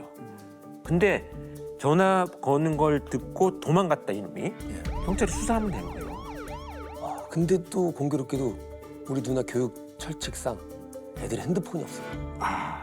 그러면 이렇게 하면 돼. 제가 정말 도와드리고 싶지만 도와드릴 힘이 없으니 다른 어른한테 좀 도와달라고 하시면 안 될까요? 아이들이 이런 식으로 정확하게 얘기를 아이들이 해라. 상대방의 요구를 무시하고 가지 않도록만 알려주면 돼요. 그것도 너무 중요한 말인 것 같아요. 근데 이 유괴 사건을 악용했던 그런 사건이 있죠. 악용? 90년대 제가 송파경찰서에서 근무할 때인데 그 당시에도 유괴 사건이 꽤 많았어요. 90년대에. 그래서 TV에서도 방송 말미에 뭐 이 사건에 대해서 뭐 알고 계신 분 있으면 연락 바랍니다라는 멘트가 들어가고 제보 연락 받고 막 이랬던 적이 있었죠. 많았어요. 많았어요. 근데 이 사건은 이제 그때 들어온 신고 전화 중에 하나였는데 신고자가 대뜸 아이가 어디 묻혀 있는지 안다. 제보를 한 거예요. 그래서 묻혀 있다고? 이미 사망했다라는 걸 암시할 수 있는 거고. 아니 자기가 범인 아니면 그거를 어떻게 하지? 목격자인가? 아니면 뭐지? 경찰에 제보가 들어오면 그게 아무리 허위 신고라는 생각이 들어도 다 일일이 가서 확인을 해야 돼요. 아무 일이 없다라는 걸. 그렇죠. 이건 말 그대로 이건 허위 신고다라는 것까지 밝혀내야 되는 거예요. 그래서 더군다나 이게 아동 납치 사건, 유괴 사건 제보가 들어오면 일단 만나서 확인해봐야 됩니다. 그래서 가서 만났어요. 네. 자기가 풍수지리 전문가라는 거예요. 우리 옛날에는 어디 가려면 지도책 펴놓고 막 뭐 했잖아요. 그 지도책을 갑자기 탁 피더니 어디 옐로드를 뭐 이렇게 하더니 어디가 이게 엑스로 꺾이잖아요. 옐로드 네. 하게 되면 딱 여기 되는 거야, 여기. 지도 위에다 하고요? 응, 지도 위에다 진짜로. 지도 위에? 딱 찍는 데가 인천의 어떤 섬인 거예요. 여기에 묻혀 있다라고 하니까 뭐 어떻게 허위 신고라고 해도 가서 확인을 해야 되니까 섬을 아니 뭐 확인해야지. 섬을 다 파? 섬까지 일단 갔어요. 근데 네. 그 섬이 어디냐? 강화도였어요. 멀어. 그래서 갔더니 서부영화 보면 2층 건물 거의 없이 단층으로 돼서 이렇게 쭉 길가에 양쪽으로 있는 그런 건물들이 네. 있고 뭐 한두 군데는 문을 열고 있고 나머지는 다 폐강 수준인 거예요. 아. 공가 수준이고 그래서 분위기도 음산하고 또 나름 속으로는 이 사람 말이 진짜 맞을 수도 있겠다 뭐 이런 생각까지도 들게 되는 거죠. 하면서 예. 거기 도착을 해서 보니까 쭉 가더니 옐로드를 계속 오더니 어느 건물 앞에 진짜 내부가 다 부서져 있고 뼈대만 남아있는 그런 건물에 들어가더니 여기 아이가 묻혀 있다는 거예요. 아, 그 풍수지리 선생님도 같이 갔어요? 같이 갔죠. 우리가 어떻게 가? 우리 혼자 못 가죠. 엘로드 들고 갔죠. 그래서 공가 안에 들어가서 엘로드를 또 거기서 하더니 여기라는 거야, 여기. 생각보다 디테일한데? 야 이거 그냥 진짜 나오는 거 아니야? 그러니까 이거 뭐야? 그렇게까지 하니까 우리 입장에서는 맞을 수도 있을 것 같은데 뭐 이런 생각이 들어서. 그럴 것 같아요. 근데 어떻게 했어요? 뭐 묻혀 있다고 하니 파봐야 되잖아요. 네. 근데 할 생각을 가진 않았기 때문에 그것까지 생각을 안 했기 때문에 뭐 삽이 없으니 어떻게 하겠어요. 근데 그 당시 또 제가 팀에서 막내였으니까 윤소가 가서 삽 좀 구해와. 야 이거 이렇게 전개가 된다고 진짜? 진짜예요. 그래서 그 강화도에 있는 그 지서에 가서 이제 경찰관이라고 그러고 서울경찰청에서 왔다고 그러고 삽을 빌리러 왔다고 하니 현지 경찰관들이 볼 때는 서울경찰이 와서 삽을 왜 빌리지? 그러니까 우리가 그냥 빌려달라고 말하기엔 참 애매한 부분이 있는 거예요. 그래서 사실은 이만저만한 일로 유괴 사건 때문에 왔는데 뭐 여기에 혹시 뭐 안매장에 있을 수 있다는 그런 얘기가 있어서 우리가 좀 확인을 하러 왔다. 이거 난리 났다. 이거 직보사항이야. 직보했죠. 즉보 본청까지. 즉시 보고? 그 경찰서에서도 난리가 난 거예요. 난리 났겠네. 그래서 그때 당시 이제 기동대가 있던 시절이라 기동대 다 나왔구나. 경찰서에 타격대 다 나왔구나. 경찰서에 있던 일개 중대가 다 왔어요. 와갖고 커진다 이거. 그 젊은 친구들하고 너무 커진다. 땅을 얼마나 파는 줄 알아요? 어려웠어요. 제 키 정도까지 팠어요. 땅 파는 게 말처럼 쉬운 게 아니야. 어려워요. 이거는 전 기동대 젊은 친구들이 모여서 삽 들고 달려 들어갔고 정말 팠어요. 근데 한 군데만 판 것도 아니야. 좀 옆에서 또 파보고. 슬슬 지금 이제 짜증나기 시작해. 야. 그러다가 해가 졌어. 이제 더 이상 할 것도 없고 그래갖고 그냥 철수를 했어요. 그 경찰서 직원들한테 미안하다고 그러고 철수를 했어. 근데 나중에 알고 보니까 그 신고한 그 풍수지를 본다는 그 사람이 우리를 속인 거지. 아, 뭔가 이용해 먹었구나. 속일 게 뭐가 있어? 왜냐면은 본인도 같이 갔잖아요. 아니. 풍수지를 한다는 그 사람이 그 사람을 사려고 했다는 거예요. 아, 싸게 살라고? 그렇죠. 경찰들이 다 와가지고 땅을 파고 있으니 그러니까 소문이 이게 퍼져서 무슨 일이야. 뭐 싸게 자기가 그걸 매입할 수 있을 것이다 이렇게 생각을 했던 것 같아요. 아, 이런 사람은 아니 말해서 못 넣어요? 뭐 죄 씌워서? 아, 이걸 무슨 죄로 하지? 아, 애매하구나. 그러니까 우리가 정말 그 사람이 정말 땅을 헐값에 매입하기 위해서 그런 행위를 했다는 걸 밝혀내면 처벌이 가능하겠는데 뭐 아니야 난 정말 내 실력으로 볼 때 이게 여기였어 라고 그러니까. 얘기하면 사실 속일 마음 없었다고 하면 아무것도 아닌 거지. 그렇죠. 야, 이거 애매하네. 되게 애매해. 왜냐면은 본인 떨렸을 거 아니야. 생각보다 스케일이 너무 커지니까 본인도 떨렸을 텐데. 흐뭇해하던데 옆에서. 그렇지. 아니, 소기의 목적을 달성한 거지. 근데 소기의 목적이 더 지금 달성을 시켜준 거야. 제가 이제 형사 생활을 한 40년 가까이 했는데 강력 사건 같은 거 하다 보면 신기한 일을 정말 많이 겪을 때가 있어요. 살인 사건의 경우에 피해자들이 억울하게 돌아가신 분들이 많잖아요. 근데 수사를 하면서 이제 그분들의 원혼이 저를 따라다니면서 어떤 메시지를 주는 듯한 느낌을 분명하게 받을 때가 있거든요. 진짜 같아, 이렇게 얘기하니까. 아 진짜라니까. 아, 진짜로 이제 저는 용영 한 4년 정도 진행을 하다 보니까 그동안 정말 믿기 힘든 사건들이 너무 많고 이런 건 과학적으로 사실 설명이 안 되는 부분인 거잖아요. 저도 과학수사를 경찰에서 28년간 했지만 정말 이 해결되지 않는 일들이 많아요. 저 같은 경우 예전에 추석날 보통 대추가 한참 열릴 때잖아요. 그쵸. 대추나무에. 근데 그 단독주택인데 마당이 이렇게 있고 대추나무가 딱 한 그루 서 있는데 대추나무에 대추가 하나도 없어. 오, 추석 때. 오. 그래서 자기가 그동안에 현장에 다닐 때 시신이 있는 집에 대추나무 대추가 안 열린대. 근데 그 단독주택인데 시신이 그 지하에 있었던 거예요. 이런 일들이 몇 번 경험하고 나면 와 진짜 과학으로만 설명 안 되는 게 너무 많구나. 그리고 사실 제가 또 이 코너를 좀 기대했던 게 제가 또 뭐 촉이 좀 좋다 뭐 유명하잖아요. 이건 실제로 제 최근 일인데 그 꿈을 꾸면 유독 내 주변 인물이 나오면 그 사람한테 연락을 해요. 오. 근데 최근에 저랑 오래된 친구가 계속 울고 있는 거예요. 연락을 했어. 전화를 안 받는 거야. 다음 날인가 연락이 왔어. 다음 날. 전화했었냐 그래서 야, 너 왜 이제서 연락을 해? 그러니까 할머니가 돌아가셔서 장례식장에 있었더라고. 이 정도면 신기 있는 건데. 아니 이제 내 꿈 꾸지 마. 아니, 내 꿈꾸지 마. 내 꿈 꾸지 마. 제발. 무서워. 오히려 내 꿈에 계속 나와달라고 하는 사람도 있는데. 맞아요. 아니 이경 오빠 꿈에 제가 나온 적이 있거든요. 어느 날 갑자기 이경 오빠한테 연락이 온 거예요. 아 꿈에 네가 나와서 연락을 했다. 근데 뭔가 어느 촬영장이었던 것 같다. 맞아. 그 얘기를 해가지고 촬영장? 그래? 뭐 우리 나중에 뭐 같이 찍게 되나? 뭐 이렇게 했었는데 그 이후에 넷플릭스 셀러브리티를 들어가게 된 거예요. 드라마를. 그래서 너무 신기한 거예요. 야, 진짜 신기한데? 가끔 꿔도 괜찮을 것 같아. 근데 사실 형사들 보면 점 같은 거 보는 거 좋아하거든요. 오. 사건 잘 안 풀리고 그러면 정말 그 동서남북 어디가 길하는 방향이냐, 어디가 이놈이 있겠냐 이런 생각도 많이 하고 뭐 실제로 내가 추적하던 용의자가 있었는데 얘를 꼭 구속을 시키고 싶은 거예요. 근데 얘가 정말 우리가 흔히 얘기하는 관제 구설수가 있는지 관제수가 있는지 봤더니 그 친구 하는 말이 이 사람 아무 일도 없을 것 같다. 이 사람 뭐 평안하고 관제수도 없고. 근데 정말 실질 심사 가서 불구속이 돼버린 거야. 정말로.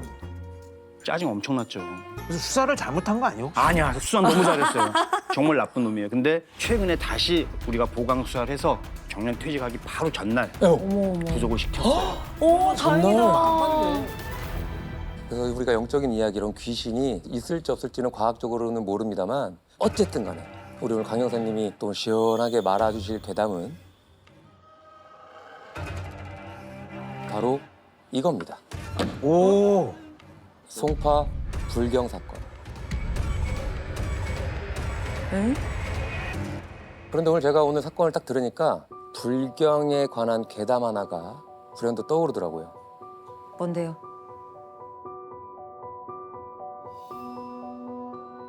뭐야, 아이.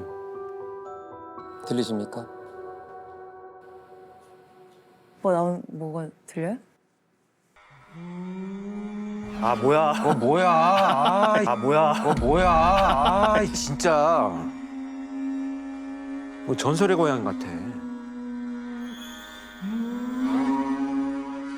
이게 뭐야? 이게 불경이에요? 노래야? 아 불경 아니에요. 뭐야, 뭔 소리야?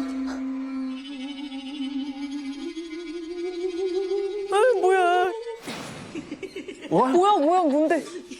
뭐야, 뭔데? 이게 뭐야? 진짜.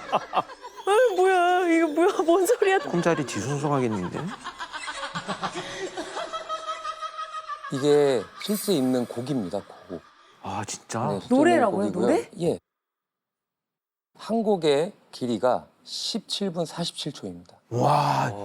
가사가 또 있어요. 노래예요, 노래. 가사가 있다고? 가사를 한번 들어보시죠. 뭐라고 하는지.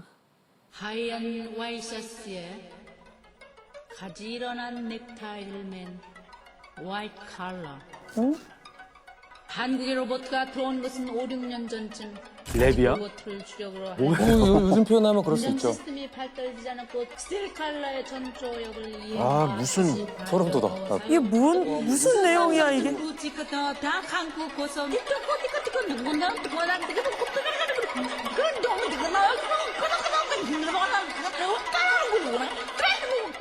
이걸 17분이나 한다고? 너무 무섭다. 에? 약간 구타는 그런 느낌인가? 자, 그러면 이 곡에 얽힌 괴담을 들려드리도록 하겠습니다. 너무 무섭다. 무려 반백년 전이죠. 1975년.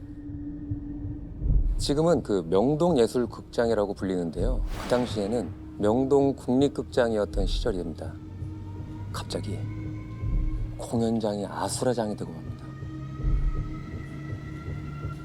저희가 들었던 이 곡이 처음으로 무대에서 관객들에게 연주가 되는 날이었는데 관객 중에 한 여성이 아이 진짜. 뭐야?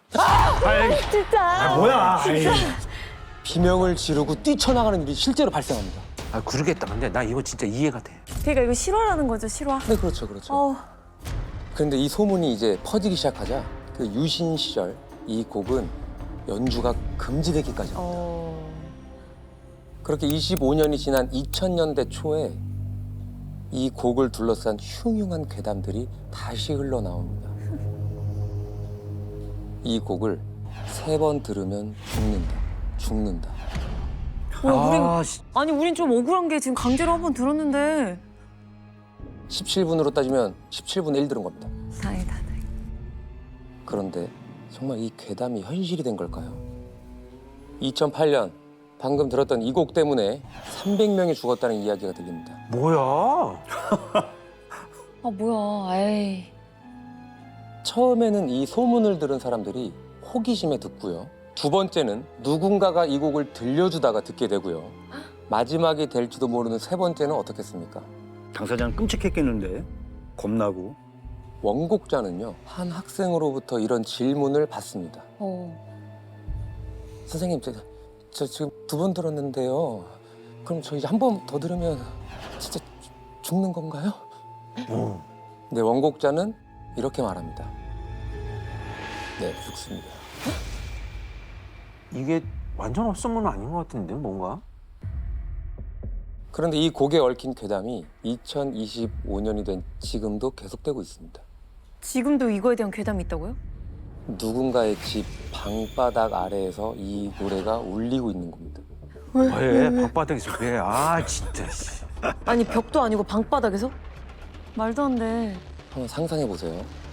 이 숨소리조차 삼켜야 하는 어둠이 내려앉은 밤, 마지막 전등마저 꺼버린 채 잠을 청하려던 그때입니다. 근데 어디선가 이 곡이 들린다고 상상해 보세요. 와, 너무 싫어. 최악이지 최악. 너무 싫어. 이거 112 신고할 뻔. 나 도망갈 거고. 이걸 한번 보시죠. 뭐가 또 있어? 도망갈 만했네, 윗집. 이 곡이 바로 윗집 이사 가게 만든 명곡? 당신이 있었기에 층간소음이라는 악마를 퇴치할 수 있었습니다. 위층에서 층간소음이 있으니까 들려준 거구나. 이거를? 당시에 11살 초등학생이 쓴 글인데요. 위층에서 들리는 층간소음을 복수하기 위해서 환풍기에다가 천장을 향해서 스피커로 이 곡을 틀었는데 다음 날 윗집에 귀신이 있다고 무당이 와서 구슬하고 난리가 났다고 합니다. 그럴만하죠. 그럴만해. 진짜 그럴만 하긴 한데 이거 참 실제로 윗집이 못 견뎌서 이사를 갔다는 사람도 있고요. 윗집에 사람 사는 소리도 안 들리게 조용해졌다는 글도 생겼습니다.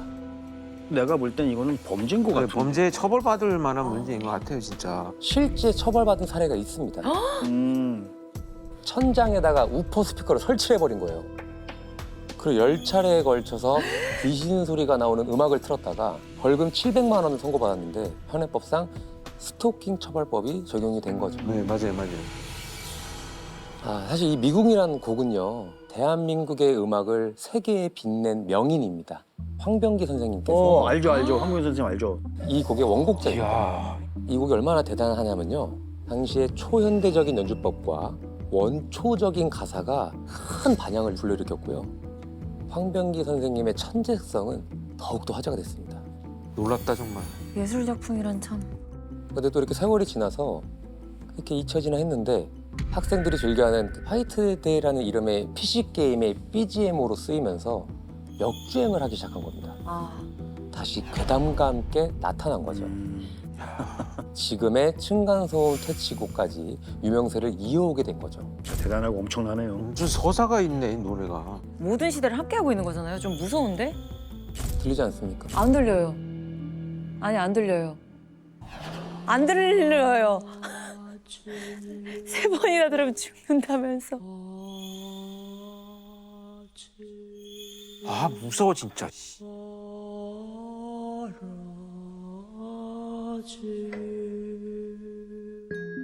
선생님 작품 중에 미궁 있잖아요. 네. 홍신자 씨도 하셨고 미궁을 들으면은 빨리 죽는다는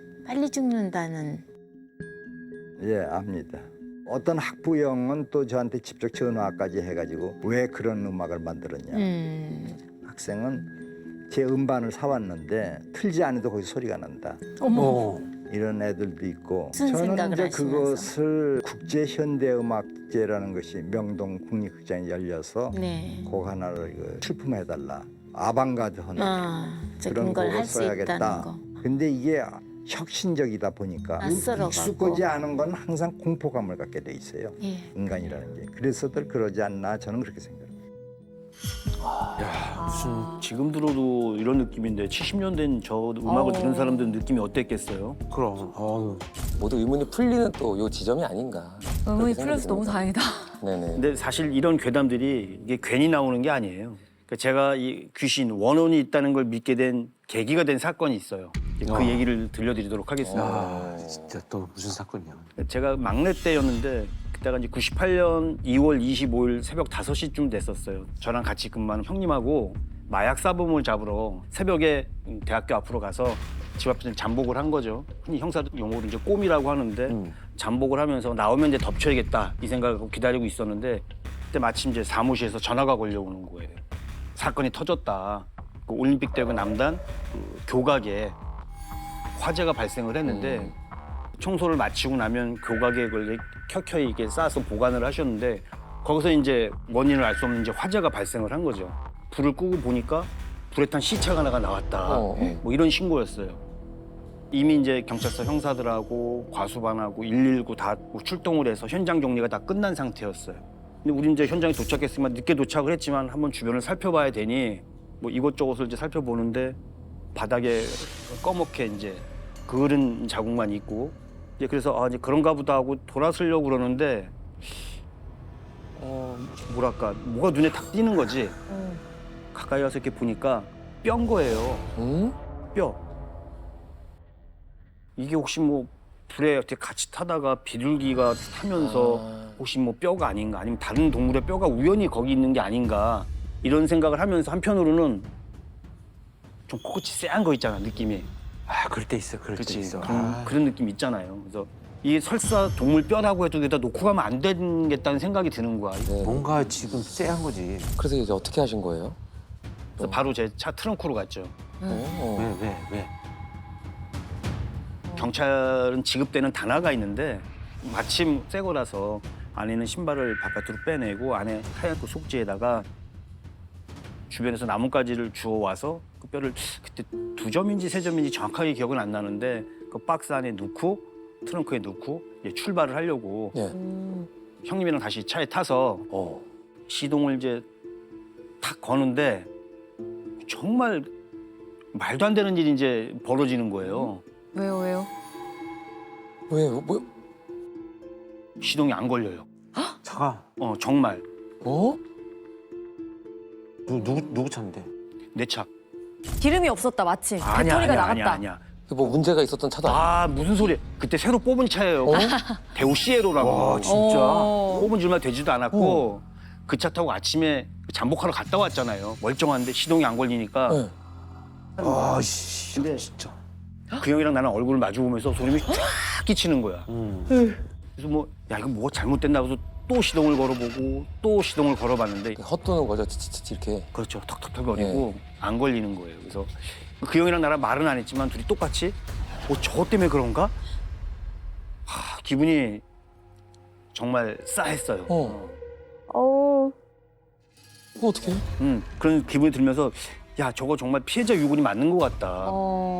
저 피해자의 원한이 뭐 보통 깊은 게 아닌가 보다. 이게 얼마나 억울하고 고통스럽고 그랬으면 뭐 그런 생각을 119 왔었지. 형사들 다 왔었지. 다 왔었지. 아니, 이반 다 수고 다 해갔을 텐데. 과수반도 왔었지. 그런데 그게 왜 내 눈에 띄냐고. 그러니까 말이야. 원한이 그거잖아요. 가지 말고 제 환 좀 풀어주세요. 근데 가야 풀어주잖아. 그치. 가야 풀어주는데 그 형님이랑 나랑 이렇게 멍하니 쳐다보면서 어떻게 해야 될지를 모르는 거예요. 정말 버스 타고 갈 수도 없는 거고. 그러니까. 근데 마침 이제 생각난 게 그 시절에는 보통 카세트 테이프를 많이 그치, 들고 다녔는데 불경 테이프가 있었어요. 불경 테이프. 그래서 이제 그 형한테 형 테이프 한번 켜볼까? 나 불경 테이프 있는데 그랬더니 오 빨리 껴봐 빨리. 야 해봐. 느낌이 온 거지, 그러는 느낌이. 무서우니까. 무섭지. 그래서 불경 테이프를 딱 쪘어요. 그리고 이제 오디오를 딱 켰는데 이게 될까? 그러니까. 안 될까? 뭐 너무 걱정이 되니까 탁 틀었는데 근데 그때 깜짝이야. 깜짝이야. 깜짝이야. 깜짝 놀랐어. 지금 나오는 게 이제 반야심경인데 반야심경, 예. 일단 음악 소리가 나오니까 시동이 안 걸린대? 그렇지. 그러니까 그 형하고 나하고도 이게 지금 어떻게 전개되는 거지? 뭐 이런 생각을 하게 되고 와 너무 무섭다. 그래서 혹시나 하는 마음에 이제 그때 시동을 딱 걸었는데 더 소름인 거죠. 시동이 걸려요. 어머 말도 안 돼. 야, 와. 시동을 안 걸었는데 테이프가 나온 것도 신기한데 그러니까 그게- 테이프를 트니까 또 시동이 걸려. 그래서 아무래도 그날 제 차에 억울한 원언이 있었던 건 분명하다. 정말 억울한 그래서 그럼 사건이었어요. 그때 그 가져가신 뼈는 실제로 진짜 피해자분의 맞아요. 진짜요? 맞아? 그랬구나. 정말로. 진짜. 맞아요. 와 돌아가신 그랬구나, 분이 진짜. 맞았어요. 그럼 이후에 수사를 어떻게 진행을 하셨어요? 처음에는 피해자가 혹시 분신 자살한 게 아닌가 뭐 그런 생각을 했었는데 부검을 해봤더니 폐하구 기관지에서 그 흐름이 안 나오는 거예요. 그러면 이거 참. 이 죽은 상태에서 불이 났다는 거네요. 그리고 뭐 시신에서 또 결정적인 증거가 하나 발견이 됐는데 네. 바로 입안에서 일혈점이 발견된 거예요. 일혈점. 내부에서 출혈이 있어서 피부에 얼룩지는 점이 나타나는 걸 일혈점이라고 하는데 경부 압박일 가능성이 높은 거죠. 좀 더 정확한 사인을 이제 알아보기 위해서 뭐 위에 있는 내용물이라든가 혈액 검사라든가 이런 걸 진행을 하면서 이제 한편으로는 신고된 가출인이나 실종자 중에서 이제 확인을 했는데 그 신고된 가출인 중에 네. 치열 상태가 같은 게 확인이 됐어요. 결국은 피해자 신원이 확인이 된 거죠. 네, 확인이 됐죠. 그 신원이 누구로 밝혀진 거예요? 실종된 20대 박 씨였는데 그 여자분 박 씨는 왕구를 만드는 디자이너로 근무하면서 무역회사에서 일을 했어요. 충격적인 게 그 회사에서는 그분뿐이 아니라 실종된 여성이 또 있었던 거죠. 또 있었다고요? 같은 회사에서?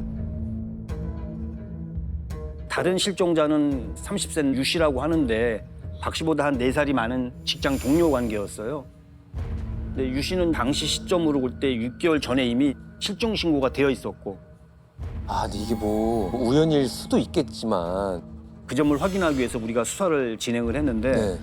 당시 그 피해자가 다니던 무역회사 직원을 상대로 수사를 했더니 용의자에 대한 정보가 점점 좁혀지기 시작을 했어요. 용의자는 그 6개월 전에 그 실종됐다는 그 유 씨의 그 남편이었습니다.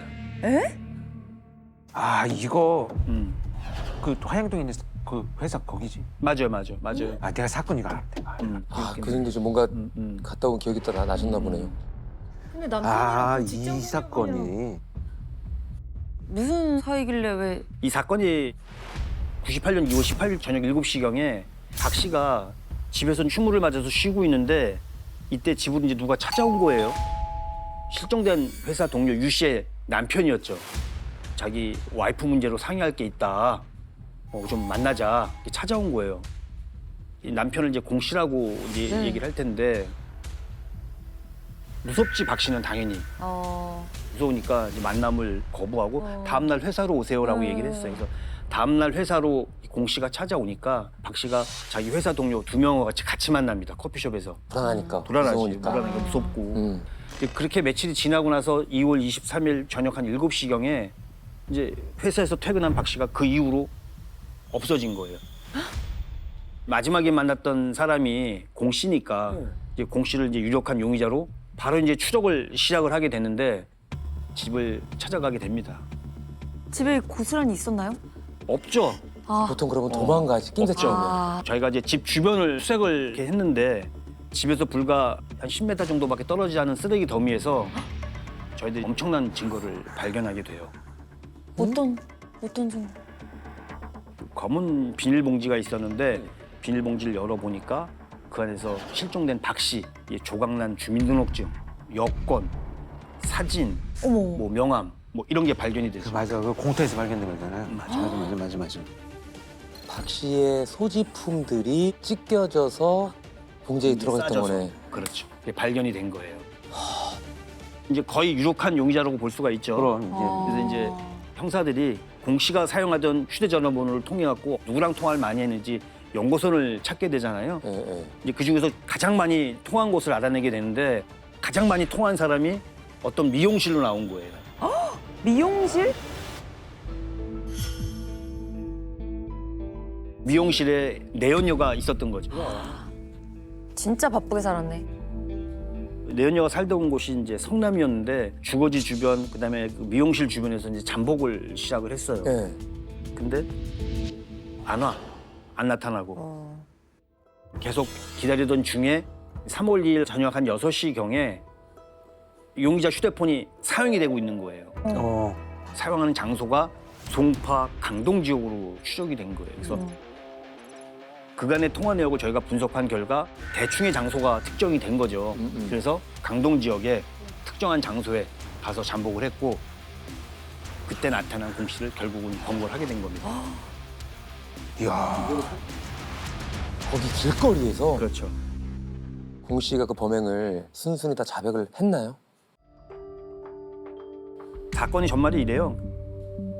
98년 2월 24일 날 오전 12시 30분경에 박 씨의 집을 공 씨가 찾아갑니다. 아내 문제로 상의할 게 있다, 보여줄 게 있다 라고 유인을 해서 자기 집으로 데려갑니다.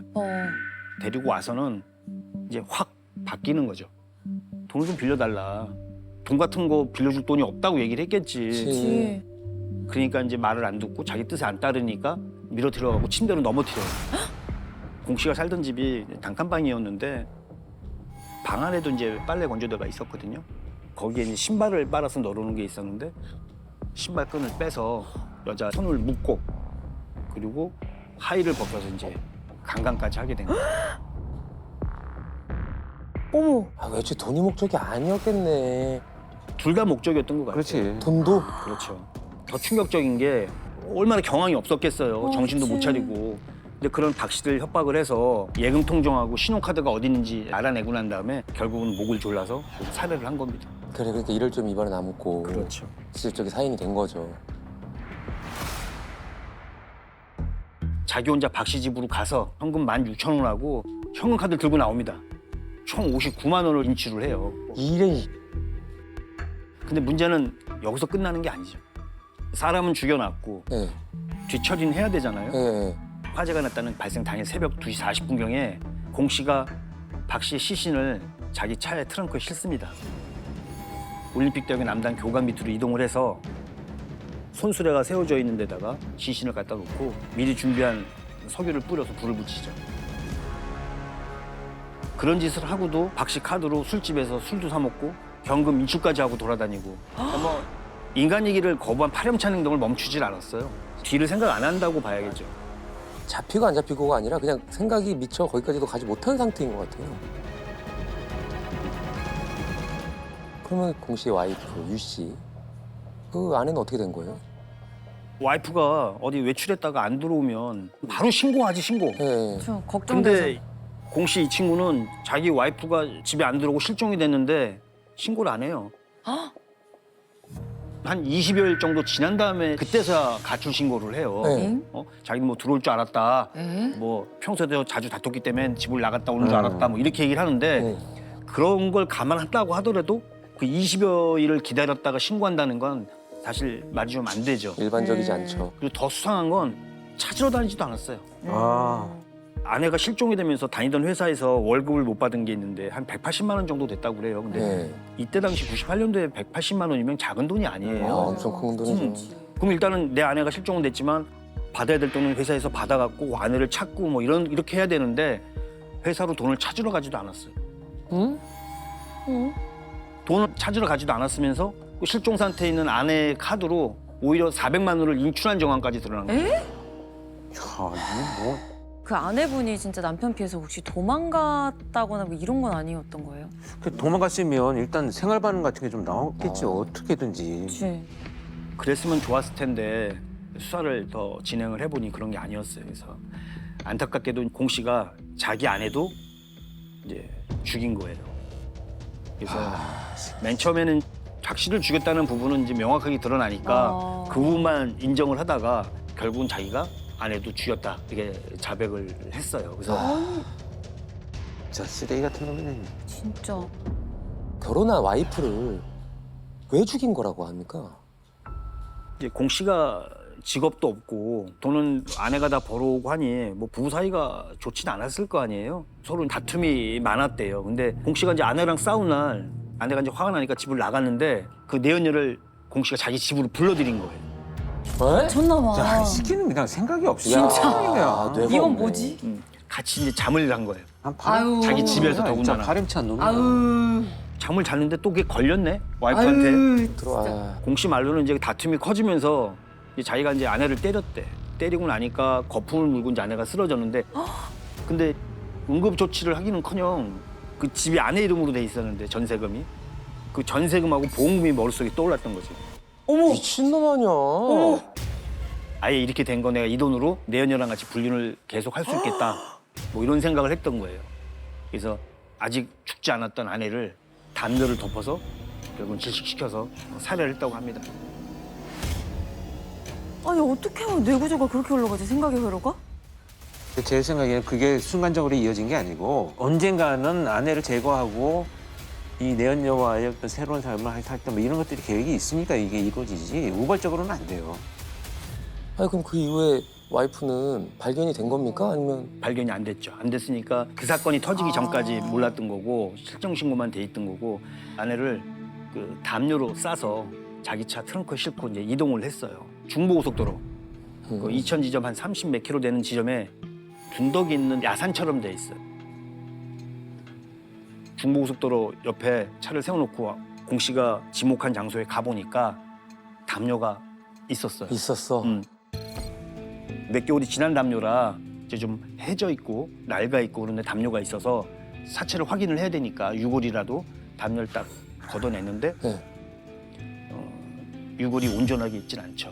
그럼 그렇지. 동물들이 맞아요. 아, 그래서 일부만 수습되고 나머지는 수습 안 됐던 뭐 좀 정말 안타까운 사건입니다.